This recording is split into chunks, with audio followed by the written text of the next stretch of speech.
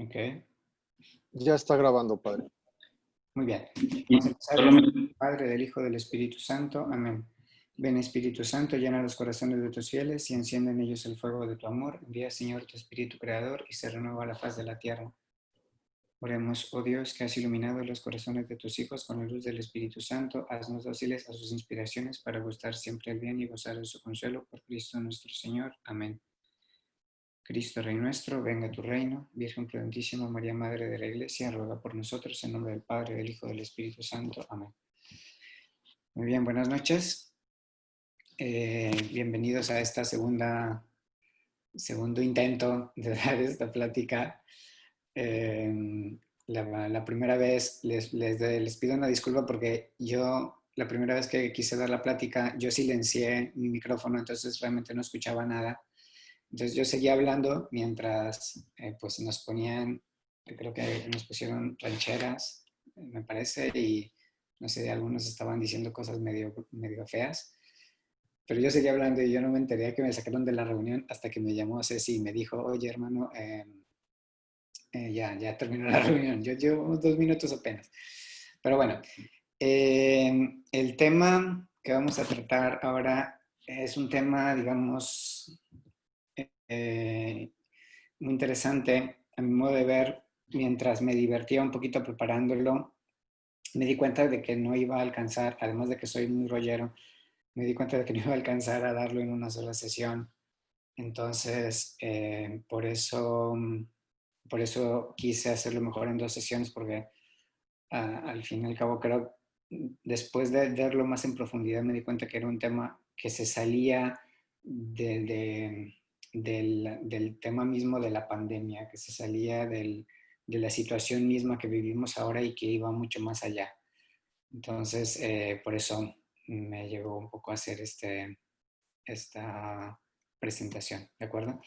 Ahora estamos un poco en una situación en la que el mundo se debate entre una encrucijada, más bien, de decir, oye, tenemos esta situación del coronavirus y al mismo tiempo, pues no sabemos cuándo vamos a regresar a la normalidad, como que quién nos va a salvar de esta situación. Cada día encendemos como el mañanero preguntándonos qué nos va a decir AMLO hoy de si podemos salir o no.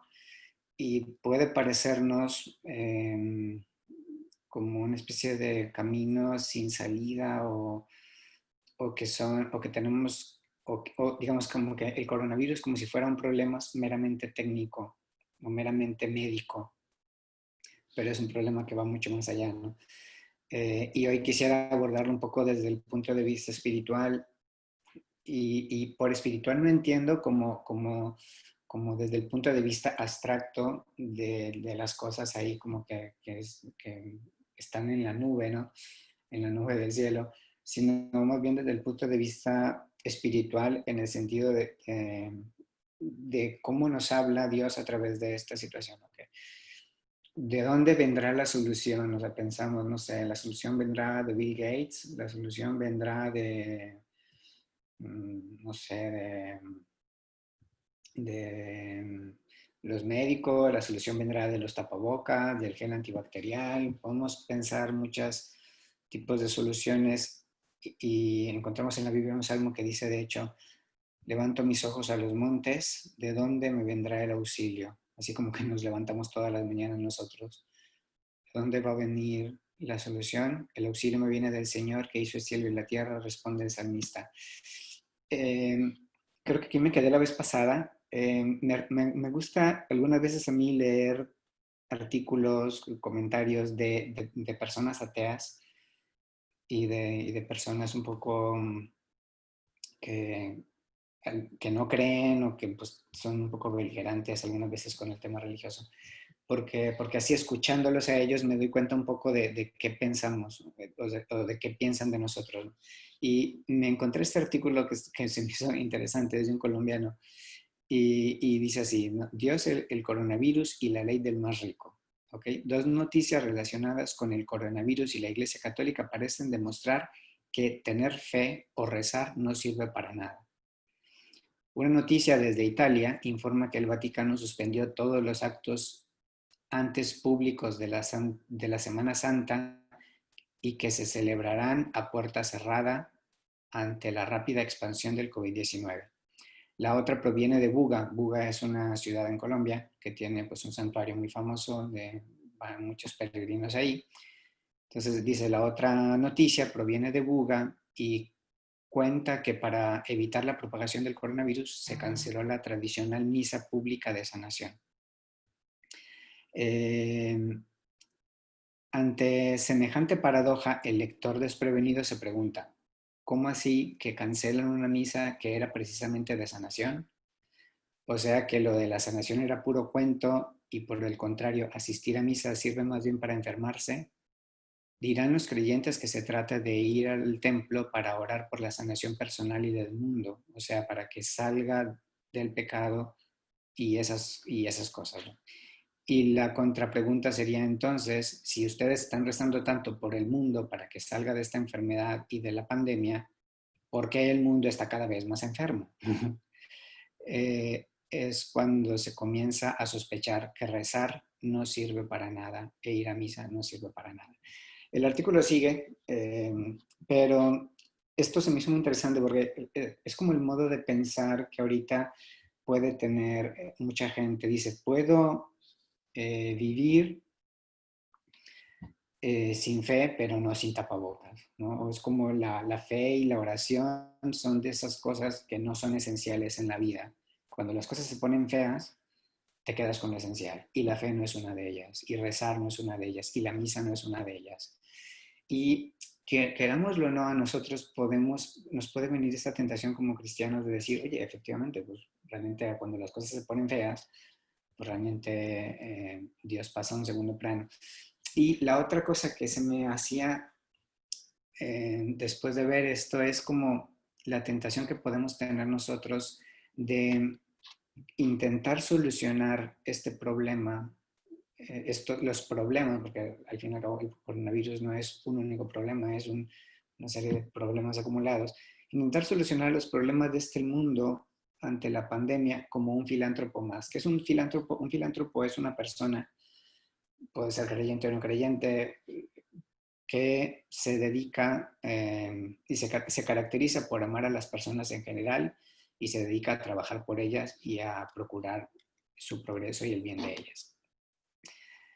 La tentación del cristiano hoy será buscar la solución de los problemas del mundo en todas partes menos en su fe.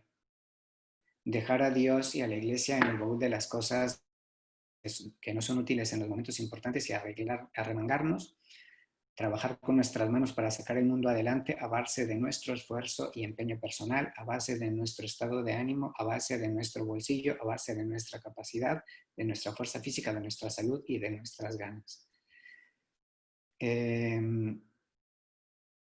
Yo ahorita me preguntaba y realmente me puse a hacer memoria que hubo dos hechos en mi vida que me hicieron como hacer clic de esta situación que vivimos ahora, pero que en su tiempo a mí me hicieron pensar mucho, un poco que me ayudaran a responder esas preguntas. Yo ahorita las lanzo como preguntas e intentaremos irlas contestando a lo largo de la plática. ¿Qué nos diferencia de los demás? Como cristianos, ¿ok? Como católicos, podemos dar algo más al mundo de lo que puede dar un mero hombre enamorado de la humanidad con una gran chequera. Sí, me lo he preguntado muchas veces, incluso cuando voy con los niños de Faro, del Esido, Caballeros del Altar o Forzanet a hacer apostolado, a ir pues, a orfanatos, asilos, al CRIT, a la Alianza Anticáncer. Me he preguntado muchas veces eso, ¿qué puedo dar yo de diferente? Es decir, ¿qué es lo que me identifica? Que me hace diferente de cualquier otra persona que venga aquí con un paquete de pañales y lo deje aquí, ¿no? O sea, como que puedo dar, Dios me pide que haga nada más esto o yo tendría que poder dar algo más, ¿no?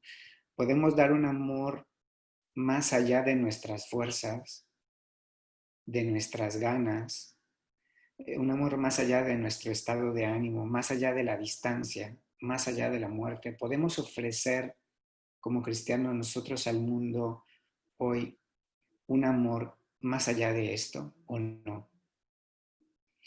hace yo unos años escuchaba incluso una entrevista que le hacían a Bill Gates sobre, él tiene una fundación que se dedica a erradicar, él quiere un poco erradicar la pobreza en el mundo antes de morir, ¿no? Un poco un sueño un poco idealista, pero dice como que hace unos años él decía, hablaba de una especie de cansancio en la lucha contra la pobreza, porque parecía como un agujero negro, como que se tragaba pues, todo lo que invertías, ¿no? Invertías y todo se iba. Y dices, como que es un agujero negro, todo lo que le metes y lo engulle y quiere más, y quiere más, y quiere más. O sea, como que la pobreza acaba con todo lo que con todo lo que le pongas enfrente. Claro, después te das cuenta de que pues, quieres acabar la pobreza en África repartiendo condones y el SIDA, pues menuda solución quieres dar, ¿no? Pero bueno, hubo dos hechos en mi vida que me hicieron a mí reflexionar mucho de esto y se los comparto, no porque sean así excepcionales, yo no voy a decir aquí nada excepcional, pero se los cuento porque al fin y al cabo pues me tocó vivirlos a mí y creo que es lo que más conozco es lo que me ha tocado vivir. ¿Okay? Una fue estando en Roma, visitamos una casa de enfermos de SIDA. Me acuerdo que llegamos a esta casa de enfermos de SIDA con comida, con un poco ropa, llegamos con varias cosas, utensilios, de todo un poco. Y me dice, llegamos ahí, éramos varios seminaristas, ¿no? Y quisimos hacer, pues eso, una obra de misericordia, ¿no? Y llegamos a este lugar de enfermos de SIDA y recuerdo que bajamos las cosas, se las entregamos y las recibieron como si nada, es decir, como realmente con su cara, normalmente cuando tú das algo a alguien, normalmente pues sonríe y hace algún gesto, ¿no? De agradecimiento. Estos realmente impávidos recibían las cosas, las dejaban ahí, recibían, las dejaban ahí. Se notaba un frío, o sea, como una especie de frialdad en el estado de ánimo terrible, ¿no? Eh, y recuerdo que después nos quedamos ahí, o sea, fuimos a dejarles cosas y queríamos quedarnos ahí pues un poco a convivir con esta gente. Y, y de hecho nos dijeron ahí que normalmente la gente común que quiere hacer algo por los demás, normalmente iba, conseguía cosas y les dejaba las cosas ahí que conseguían.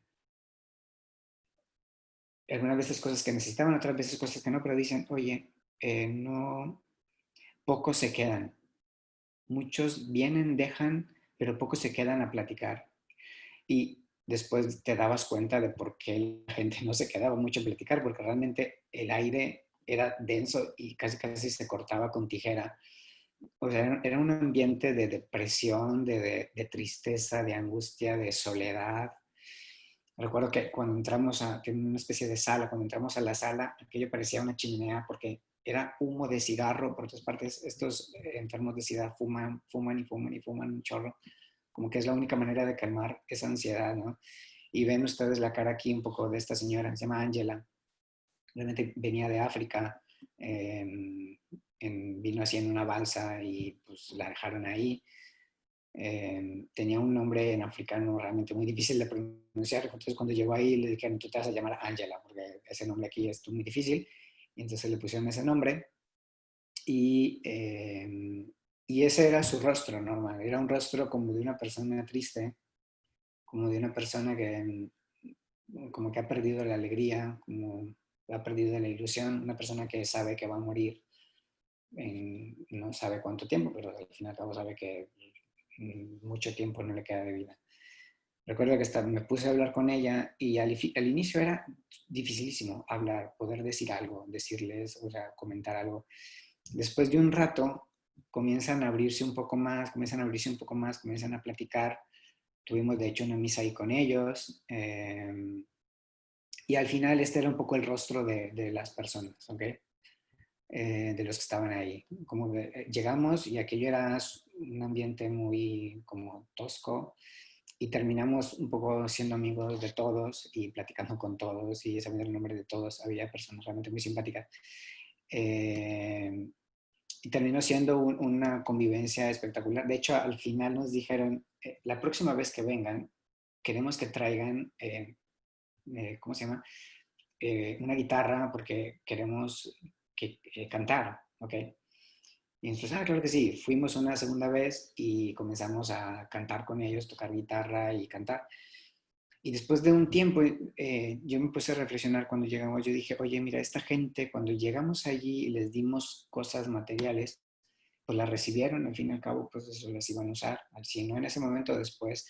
Pero dices, en ese momento realmente lo que querían era una persona que cantara a su lado, ¿no? Que cantara con ellos, una persona que les hiciera volver a recordar cuando eran niños y cantaban sin problemas, y cantaban sin eh, ver si estaban afinados o no, era simplemente querían cantar, ¿no? Entonces después llevamos la guitarra, yo realmente no sé cantar mucho, no pude apoyar mucho en eso, pero bueno, lo bueno es que realmente ahí los que sabían cantar eran pocos, algunos de los hermanos, entonces pues todos nos pusimos a cantar y cantamos canciones en italiano, algunas en español, la bamba y cosas así.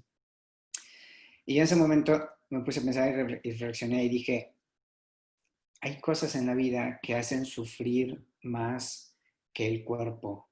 Y hay cosas en la vida que hacen sufrir más que la mera carencia física de las cosas, incluso que la mera carencia de salud.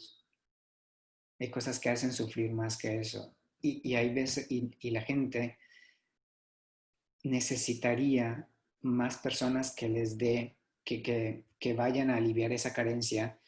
Y porque muchas veces nosotros cuando pensamos, pobreza, necesidad, pensamos en simplemente, pues no sé, lo digo porque sale muy natural. ¿Sabes qué? Hacemos sándwiches y vamos a repartirlos, que está súper bien, ¿ok? No digo que esté mal, está súper bien hacerlo, pero creo que un cristiano, cuando se dice a sí mismo, ¿qué puedo hacer yo? O sea, ¿qué hay en mis manos que yo pueda hacer? ¿Qué hay en mis manos que pueda hacer la diferencia? Que yo puedo dar un plus, ¿ok? Tendría que irse mucho a su corazón y decir mucho de lo que puedo dar está ahí. Porque muchas veces también tenemos la cartera vacía y entonces creemos que estamos atados de manos, ¿no? Y creo que muchas veces una cartera vacía, o sea, el hecho de no tener el dinero es lo que puede sacar de nosotros mucho más de dar, ¿no? El otro evento que me pasó es este chavo, no sé si ustedes logran verlo, a mí me lo tapa aquí la pantallita esta donde estoy yo, pero este es un chavo que se llamaba Checo, 2 metros y cacho medía, impresionante. Un amigo que conocí en el hospital, realmente lo conocí durante 1 mes y medio más o menos, y tenía cáncer.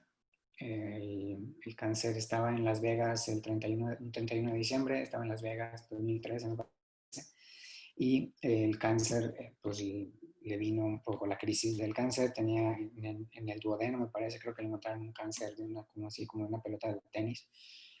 Y pues eso, ese 31 de diciembre lo pasan en el hospital y en ese momento, pues su papá, que es la persona que está en medio, tiene que tomar la decisión si irse a Houston a llevar a su hijo a que le curen de cáncer o venirse a Monterrey. Y el muchacho le insistía, papá, llévame a Monterrey porque en Houston sería un número más. Por favor, llévame a Monterrey, llévame a Monterrey. Y fue tanto que él quería llevarlo a Houston, ¿okay? Pero él decía, tanto le insistió a su hijo que lo trajo a Monterrey. Y gracias a Dios lo trajo a Monterrey porque ahí fue donde los pude conocer realmente por diosidencias, no me detengo en detalles. Llegué a la habitación del hospital donde él estaba.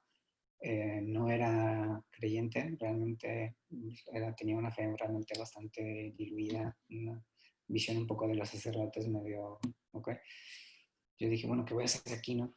Y realmente al inicio, pues comencé a platicar con él, ¿ok?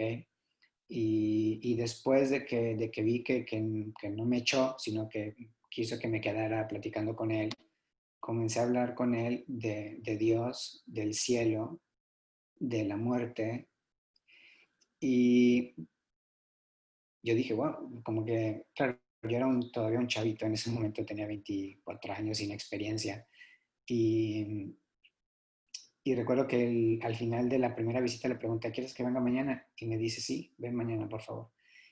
Fui al día siguiente, y al final realmente cada día iba 15 minutos más o menos, 20 minutos, y le daba realmente al final pues una pequeña catequesis, ciertamente, o sea, platicaba con él, y platicaba siempre de Dios. Yo decía, ¿qué vengo a hacer aquí? O sea, realmente para curarlo están las enfermeras. Si yo vengo aquí y no le dejo a Dios en el corazón, pues le he hecho perder el tiempo.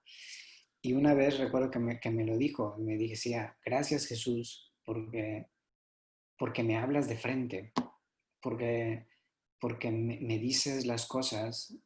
Muchas veces vienen mis amigos aquí, él era 2 años mayor que yo, vienen mis amigos aquí, me traen regalos y como que no saben qué decir y comienzan a platicarme del fútbol americano y que si era como diciembre, que si el Super Bowl, quién va a ganar, quién no va a ganar, él era muy aficionado al Super Bowl, pero no al fútbol americano. Pero dicen, mis amigos realmente muchas veces no saben qué platicar, incluso ni mi familia me habla de lo que está pasando, de la muerte, no me hablan del cielo, oye, yo quiero, ¿qué va a pasar con mi alma? O sea, como que incluso a ellos como que les da miedo, pena hablarme de eso. Y tú eres como la persona sin pelos en la lengua que vienes a hablarme de eso y eso, y eso da paz, ¿no? Recuerdo, este chavo después de 2 meses falleció y después tuve una plática con el papá y recuerdo que el papá me decía en una de esas pláticas, me decía, la única cosa que yo le agradezco a Dios de haberme traído a mi hijo a Monterrey es que en Monterrey se encontró con ustedes porque, ¿sabes qué? Yo le pagué a mi hijo todo un tratamiento carísimo de cáncer y traía otro médico y otro médico y otro médico. Y sin embargo, había noches que no dormía, había noches que se la pasaba fatal. O sea, ni siquiera los médicos, por más medicina que le daban, podían hacerlo dormir.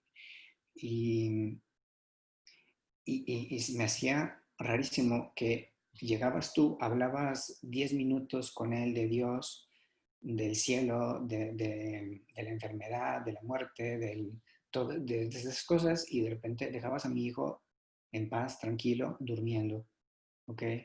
Entonces, cada vez que te ibas tú, se quedaba dormido, entonces todos nos quedamos callados, aunque esperando ya no despertarlo, porque por una vez que lo despertaba ya no volvía a dormir y así. Y eso me hizo un poco reflexionar esta frase que les pongo ahí, lo que más hace sufrir no es el cuerpo, sino el corazón. El, no es tanto la muerte o el dolor, sino el sinsentido. Este muchacho quería entender, quería saber que ese cáncer tenía un sentido, ¿ok? Si él no podía entender un por qué o un para qué, sí podía entender un cómo vivir ese cáncer, ¿no? Y, y eso es el sentido, al fin y al cabo. Es un cómo se gestiona esto. ¿Tiene un sentido acaso esto? ¿Un por qué? ¿Un para qué? ¿Ok? Eh, entonces, un poco reflexionando en esto, dije, oye, bueno, hay un santo que es, de hecho, son las 9:30, no me detengo mucho en esta, San Maximiliano María Kolbe, que es uno de mis santos favoritos, que era un fraile capuchino en Polonia que tenía un periódico, era periodista. O sea, el periódico se llamaba La Inmaculada y él vivió durante la Segunda Guerra Mundial. De hecho, hubo un día en el que llegaron al convento, él publicaba muchas cosas, realmente escribía y tenía ese diario y hacía copias y copias y copias y copias, hasta que un día pues lo agarró la policía alemana, okay, de los nazis y se lo llevó a un campo de concentración. Y la frase que les dijo a los frailes antes de irse al campo de concentración era esta: no olviden el amor. Y se fue, y se lo llevaron al campo de concentración y no lo volvieron a ver sus hermanos frailes. Y porque decía, oye, podrán quitarles la libertad, ¿ok? Podrán quitarles, prohibirles comunicarse, podrán prohibirles hablar, podrán prohibirles escribir, podrán prohibirles hablar, defender la verdad, encarcelarlos, incluso asesinarlos, pero nunca podrán impedirles amar. Y este hombre estuvo en el campo de concentración unos meses y después de varios meses de estar ahí en el campo de concentración, un día se escapó un preso en la noche y normalmente en Auschwitz era muy difícil que se escaparan. De hecho, hay creo que un documental en Netflix sobre unos que se lograron escapar de Auschwitz.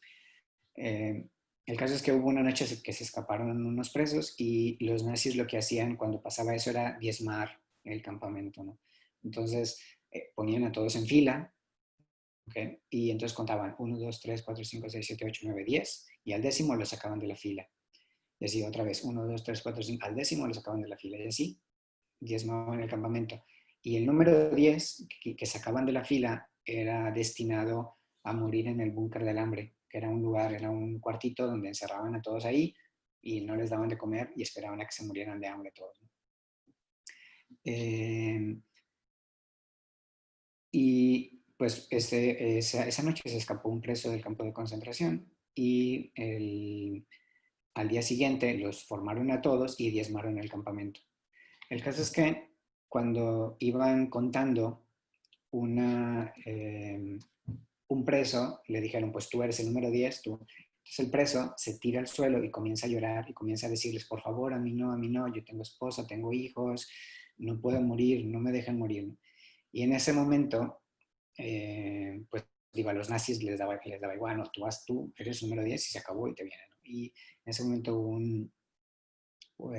Maximiliano María Kolbe sale de la fila y va con el jefe de la guardia y le dice, yo quiero ir en lugar de ese hombre. Y le preguntan, ¿y tú quién eres? Y dice, yo soy sacerdote católico y pues no tengo esposa, no tengo hijos, yo quiero ir en lugar de ese señor. Y como que en ese momento el jefe de la policía alemana quedó un poco así medio sacado de onda y le dijo, ok, adelante. Y entonces metieron a ese hombre otra vez y a Maximiliano lo mandaron al búnker del hambre. Después de 2 semanas aguantó ahí con sus compañeros, todos murieron. Después de 2 semanas pude estar ahí, cerrarle los ojos a todos los que iban muriendo de hambre en el búnker. Y después de 2 semanas entraron los nazis y vieron que todavía Maximiliano estaba vivo. Y entonces como que dijeron, oye, pues ya necesitamos el campo, o sea, necesitamos el espacio. Entonces le aplicaron una inyección letal. Aquí les lanzo yo algunas preguntas. ¿Este hombre que tenía, que lo alimentaban mejor que los demás prisioneros? ¿O acaso tenía ganas de morir? ¿Tenía una fuerza descomunal? ¿Tenía dinero en el bolsillo? ¿Tenía un corazón más grande que los demás presos? ¿Era un masoquista? ¿O simplemente era un hombre en el que habitaba una fuerza superior? Maximiliano sabía que el amor no es blandengue. El amor es fuerte, es potente, es incisivo. Eh, si fuera un mero sentimiento, no movería nada, nos quedaríamos empantanados en la flojera de nuestros estados de ánimo. Las personas en la vida que nos han hecho un bien, muchas veces han tenido que hablarnos con dureza, porque el amor es firme, el amor es fuerte, ¿no? El amor es la fuerza realmente que sostiene ahorita el mundo. Y aquí yo les quería hacer un poco esta reflexión, porque ahorita vamos a llegar un poco más a lo concreto, ¿no? El mundo no tiene... no entiende muchas veces nuestra fe porque la vivimos como si fuéramos una especie de carro o coche o llámenlo como quieran, como si nuestra alma fuera una especie de carro que ama hasta un cierto punto. Luego se le acaba el combustible, la gasolina, que lo hace amar a los demás y entonces tiene que ir a un retiro o a una plática o a una conferencia para llenar otra vez de nuevo ese tanque, ¿ok? De combustible y volver a amar otra vez, pero esperando que el momento en el que de nuevo se cansará de amar y tendrá que acudir otra vez a la gasolinera espiritual, llenar el combustible. Entonces así vamos como una especie de un tanque que hay que estar llenando continuamente porque se nos acaba el amor que tenemos dentro, ¿no? Al final nos damos cuenta que realmente no amamos, al final más bien parece que toleramos a la gente. Amamos, pero pongo unas reglas para que los demás no me pisen los callos. Pensamos que tenemos que amar a los demás sacando ese amor de nuestro buen estado de humor, de nuestra chequera, de nuestro estado de salud,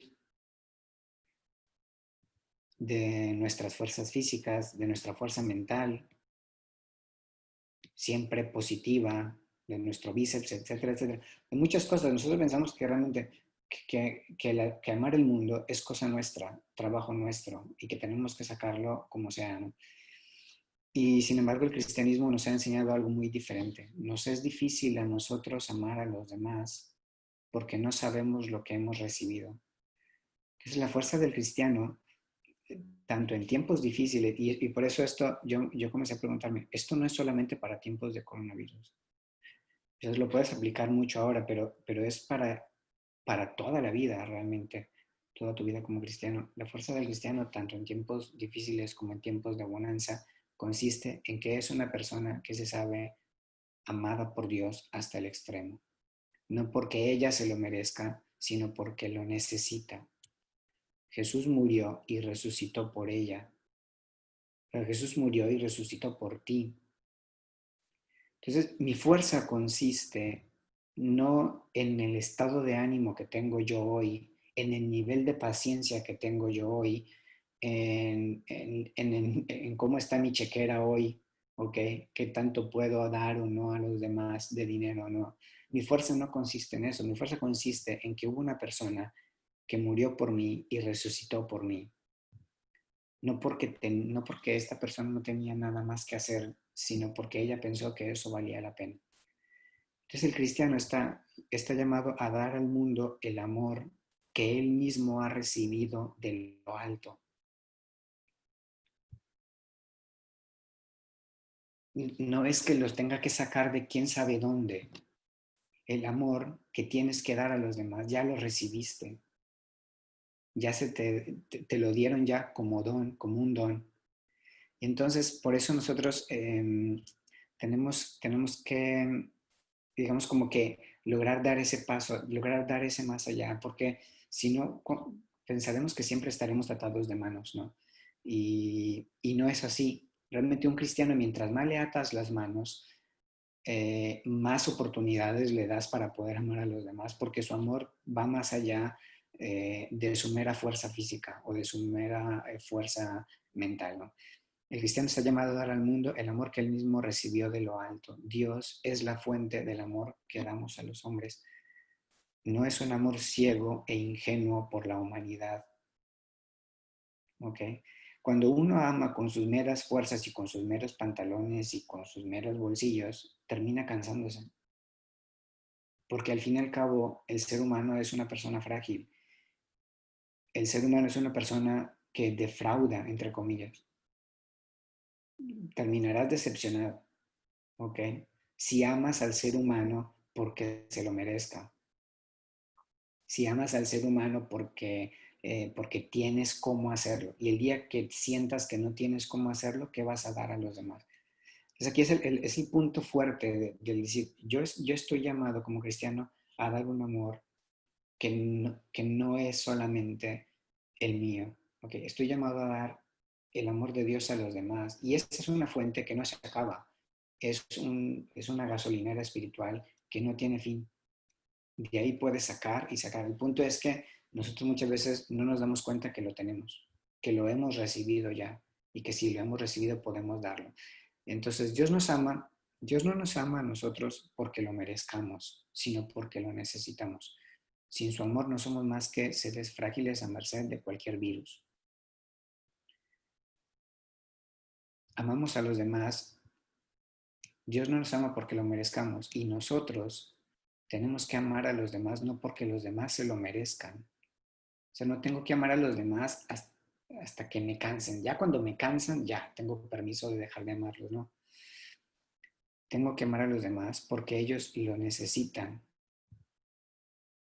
¿ok?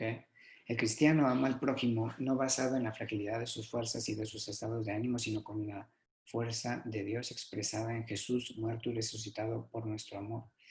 Y esa fuerza nos fue donada a todos nosotros el día en el que recibimos el Espíritu Santo en la confirmación. Todo cristiano que está confirmado ha recibido la fuerza del Espíritu Santo para poder hacer lo que él no pensaba que podía hacer. Pero sí puedes hacerlo, lo llevas en el corazón. Dios no es un donador de cosas, Dios se dona. Y es un poco el clic que muchas veces nosotros tenemos que dar. Tenemos que pasar de ser gente que dona cosas a ser gente que se dona. Dios es un don. Y el don más grande que tú puedes dar a los demás es el perdón. Y por eso en la Biblia el único que puede perdonar los pecados es solo Dios. Pero bueno, de eso vamos a hablar más adelante. Entonces no seremos cristianos hasta que no dejemos de dar a los demás lo que tenemos y comencemos por fin a convertirnos en un don a los demás. Convertirme en el don que tengo que ser para los demás. Entonces, ¿cómo puede el cristiano hacer presente en el mundo la fuerza del cielo, la fuerza de lo alto, la fuerza del Espíritu Santo, la fuerza del amor de Dios? ¿Cómo podemos hacer presente? En la tradición de la iglesia han existido unas cosas que se llaman las obras de misericordia espirituales y corporales. Y justo en este tiempo yo me ponía a pensar, nosotros ahorita vamos a estar muy tentados a, una vez que termine la cuarentena, o incluso en la misma cuarentena, pensar en hacer obras de misericordia, ¿ok? Y eso está muy bien. Pero muchas veces vamos a querer quedarnos en las obras de misericordia corporales.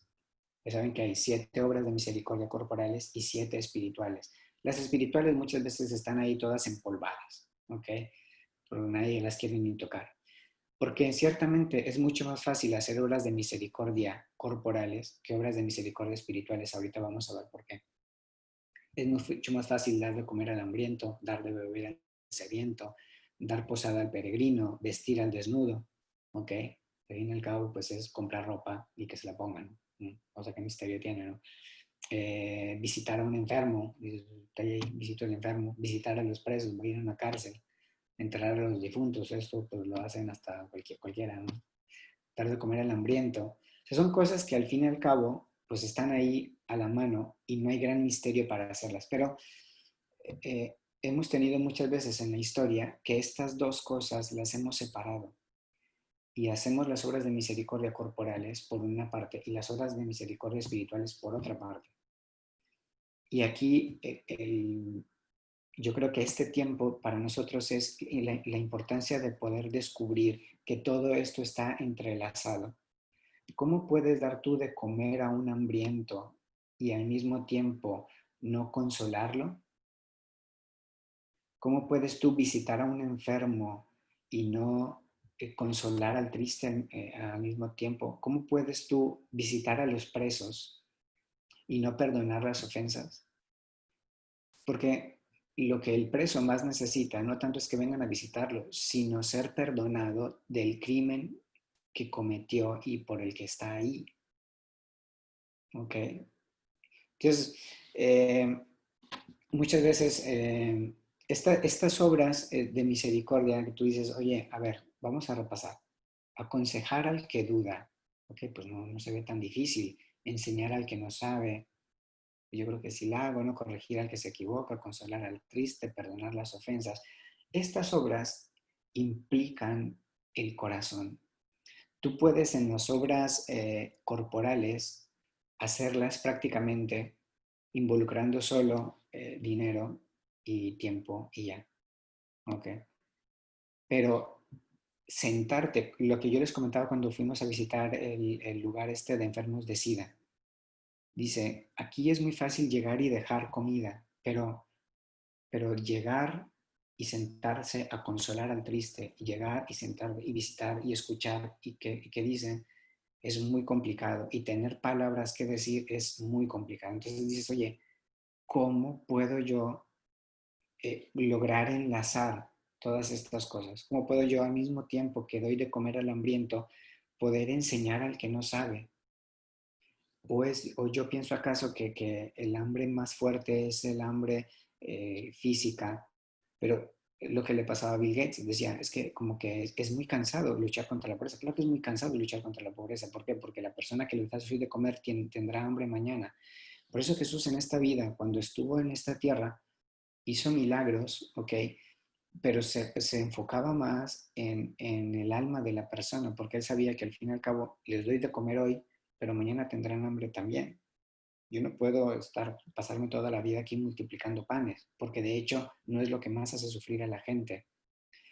Hubo una vez en el Evangelio donde estaba Jesús en una casa y unas personas abrieron un agujero arriba y bajaron a un paralítico y se lo pusieron a Jesús enfrente. Y lo primero que dice Jesús es: hijo, tus pecados te son perdonados.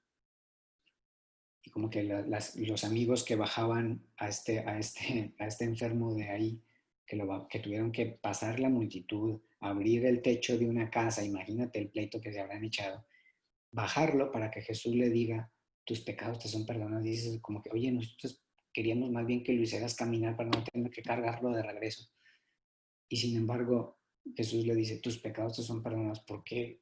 Como que dices, oye, como que Jesús vio que realmente este hombre, la parálisis, lo que lo tenía tan paralizado no era tanto una camilla, el problema no era tanto la camilla, sino los pecados que cargaba encima, porque hay gente que puede estar en una camilla o en una silla de ruedas y sentirse y saberse más libre que cualquier bípedo que va por la calle, ¿ok?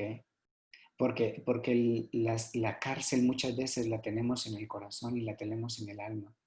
La parálisis muchas veces está en el corazón y no tanto en el alma. Y si yo, cristiano, dedico mi vida a hacer obras buenas, pero solamente obras de misericordia corporales, y no dedico a hacer como una especie de enlace entre las obras de misericordia corporales y espirituales, al final me quedaré corto.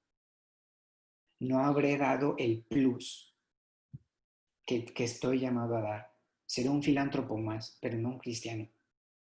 ¿De acuerdo? Entonces, en estas dos pláticas, ya de hecho nos queda una y un cuarto, ¿no? Vamos a intentar entrelazar cómo se entrelazan estas. ¿Y cómo vamos a hacerlo? Lo vamos a hacer desempolvando las obras de misericordia espirituales. Desempolvando estas obras de misericordia espirituales, el título de la plática que decía 7 claves para vivir el amor como cristianos en tiempos difíciles. Esas 7 claves son estas 7 obras de misericordia espirituales que nosotros podemos pensar que es cosa como así como de catecismo de niños, pero no, señores, esto no es cosa de catecismo de niños. Las obras de misericordia espirituales realmente ponen a fuego lo que significa ser cristiano y te pueden a ti dar una especie de medición de qué tanto eh, estás viviendo estas obras de misericordia. O sea, de qué tanto puedes decir que estás dejando en el mundo el plus que estás llamado a dejar, o estás simplemente siendo un filántropo más, enamorado de la humanidad, pero al fin y al cabo que solo está dando de su corazón, pero no está dando del corazón de Dios. De hecho, allá lo tengo acá atrás, el corazón de Jesús. Porque cuando yo doy de lo que yo tengo, estoy dando demasiado poco. Pero cuando doy de lo que hay en mí, me doy a mí mismo y doy el corazón de Dios, entonces estoy dando lo que el mundo realmente necesita ver y escuchar. ¿Ok? Estas son dos imágenes. Eso, me di cuenta un poco de eso. Entonces, cuando yo iba con los niños del colegio, del Highlands, muchas veces esta es una foto, por ejemplo, la foto de la izquierda es una foto cuando fuimos al CRIT, al Teletón de Saltillo. Recuerdo que decíamos, ok, niños, vamos a ir a repartir los regalos, y eso los niños lo hacían muy bien, pero oigan, también vamos a sentarnos a platicar con la gente, y quiero que les pregunte sus nombres a los niños que están discapacitados, quiero que les pregunte su nombre, que te aprendas sus nombres, y después de todo el recorrido vamos a ir todos, nos vamos a juntar todos en la capilla, y cada quien va a traer los nombres de esos niños y va a recordarlos y va a pedirle a Jesús por la salud de esos niños, por su mamá, por su papá y todo eso, ¿ok? No los quiero ver, nuevamente casi siempre lo digo, no los quiero ver hablando entre ustedes, ¿ok? Quiero que se dispersen y comiencen a hablar con los niños, porque dar un regalo lo puede hacer Bill Gates, pero sentarte a hablar con el niño, darle consuelo, darle cariño, darle amor, eso solo lo puedes dar tú. Entonces, enfócate a eso, porque ese es tu plus, ¿bien? Y la otra foto, la foto de la derecha, es cuando fuimos a la Alianza Anticáncer, que de hecho me dijeron ahí, ok, padre, venga, pero pues aquí, como es una sociedad laica, pues aquí no puedes rezar. Y dije, oye, si no puedo rezar, no, ¿a qué voy? ¿A qué voy a dar? O sea, dar juguetes lo puede hacer cualquiera, ¿no? Bien. Entonces ya como que la chava me dice, no, pues sí, ok, está bien, reza, pero pues nada más sea discreto, ¿no? Que discreto ni que nada, ¿ok? Entonces fuimos, dimos regalos con los niños de Faro, a los niños de la Anticáncer, después uno por uno fuimos haciendo oración por ellos, con nombre y apellido, estando los niños ahí pidiendo por ellos, pidiendo por su salud, por su recuperación, por sus familias, etc. Porque si no doy a Dios en lo que hago, estoy dando demasiado poco. ¿Ok? Me estoy contentando con casi nada. Ok, vamos a saltarnos un poco esto para ir al grano. Vamos a comenzar a ver cada una de las 7 claves, y yo soy un rollero, me quedan 10 minutos. Vamos a comenzar a ver cada una de estas 7 claves, y en estas 7 claves, ok, en cada una de ellas veremos primero el problema, ok, eso digamos como que cuál es la miseria que quiere arreglar esa obra de misericordia. Segundo, veremos los peligros, lo que uno puede pensar, oye, claro que sí, yo soy una persona que aconseja al que duda, pero que en el fondo tiene poco de cristiano eso que estás haciendo, ¿ok? Entonces los peligros cuando uno intenta practicar una obra de misericordia que al final no es obra de misericordia, sino que resulta siendo otra cosa, ¿no? Y al final la actitud cristiana para llevar a cabo eso que estás haciendo. Entonces, vamos a ver la primera